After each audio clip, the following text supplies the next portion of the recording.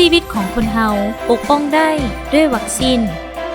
สิ่งที่จะเกิดขึ้นหลังจากที่ลูกของทานได้รับวัคซีนนางล่าและเฒ่าเอ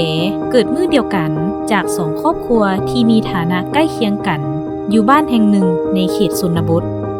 ในมื้อที่เขาเจ้าอายุได้1 ปีท่านหมอได้นัดให้พ่อแม่พาเขาเจ้าไปซักวัคซีนกันพยาธิหมักแดงและโปลิโอพ่อแม่ของนางล่าเฝ้าไปเฮ็ดให้และบ่ได้พาลาวไปซักวัคซีนพ่อของลาวยังคิดอีกว่าเอาไปซักเฮ็ดหยังเดี๋ยวลูกไข้เสียเวลาบ่ได้เฮ็ดให้เฮ็ดสวนอีก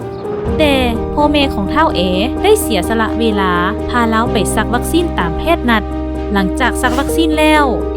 เจ็บแขนบนซักวัคซีนหน่อยหนึ่งและคิงอุ่นซึ่งแพทย์ได้อธิบายให้แม่ของเราฟังว่าอาการเหล่านี้แม้นเป็นเรื่องธรรมดาและจะดีขึ้นเองในอีก 2-3 มื้อและอาการเหล่านี้แม้นสัญญาณที่แสดงให้เห็นว่าวัคซีนป้องกันแม้นได้ผลดีร่างกายของกำลังสร้างภูมิคุ้มกันเพื่อต่อสู้กับพยาธิในอนาคตมันเป็นเรื่องปกติที่เด็กจะมีอาการคิงอุ่นหลังจากได้รับการซักวัคซีนป้องกันพยาธิซึ่งบ่ได้หมายความว่าเขาเจ้าบ่สบายและถ้าเด็กบ่มีอาการหยังเลยหลังซักวัคซีนก็เป็นเรื่องปกติเช่นกันแม่ของบ่ได้ไปให้หลังพาไปซักวัคซีน1 มื้อเพิ่นได้เอาผ้าแพรเปียกเช็ดแขนให้บนที่รู้สึกเจ็บและได้เอาน้ำให้ดื่มหลายๆเพื่อให้อาการคิงอุ่นหายไปไวๆหลังจากนั้น2 มื้อเฒ่าก็กลับมาแข็งแรงและลิ้นได้คือเก่าแล้วลาวก็ได้กลับไปลิ้นกับนางล่าเวลาผ่านไปเฒ่า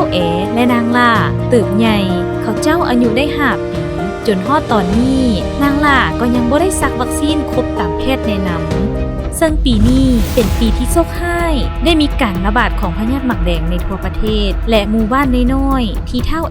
และนางล่าอาศัยอยู่ก็มีพยาธินี้แพร่ลามมา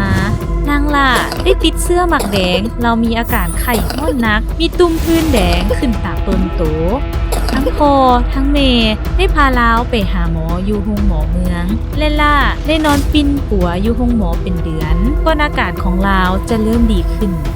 หลังจากออกห้องหมอพ่อแม่ของลาเลยตัดสินใจพาลาไปซักวัคซีนกันพยาธิให้ครบในเบื้องของเฒ่าลาวโชคดีหลายที่พ่อแม่ของลาวตัดสินใจพาลาวไปซักวัคซีนครบตามแพทย์กำหนดลาวสามารถเติบใหญ่ได้อย่างแข็งแรงและบ่เจ็บเป็นย้อนการระบาดของพยาธิหมักแดงในสปป.ลาวของพวกเขาเด็กทุกคนแม้นสามารถซักวัคซีนหลีกเลี่ยงจากการติดพยาธิร้ายแรงที่เป็นแล้วจะเฮ็ดให้พิการหรืออาจถึงขั้นเสียชีวิตได้โดยบ่จำเป็นเสียค่าใช้จ่ายซักวัคซีนป้องกันพยาธิเป็นของขวัญทางสุขภาพให้แก่ลูกหลานครอบครัวและคนอ้อมข้างของท่านเพื่ออนาคตที่สดใสและปลอดภัย